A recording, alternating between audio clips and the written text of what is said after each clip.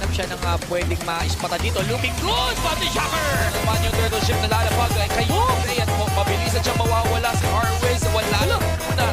Kaya naman, yung mag-burst down, nandun ang alam din. Yung golden hour, yung kabayo na ko, pinakawalan ng lahat ng bala. At wala na siyang nagawa doon kung hindi tumingin na lang.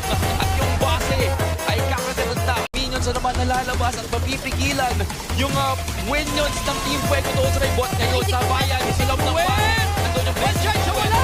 Wild charge gagawin and tech charge. Walang tinamaan. Highest. Nilapag yung golden hour pero hindi na nga nila. Ay, pwede. Kahit salam nandoon na bumipihit lang. Binabaril-baril niya yung base. Bang, bang, bang, bang, bang. Yung Lord, mabilis na matutunaw. Ako, yung base na lang. Base. Yung base, isang one hit na lang. Tuloy-tuloy pa rin dito na pa-vacate with that immortality na kuha. 1-4 na lang ang titira dito pero sa wipeout. It's a wipeout! Cinco Kamote!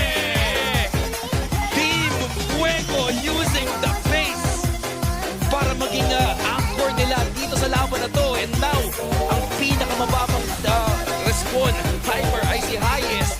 And anong magagawa ng Marcel para depensahan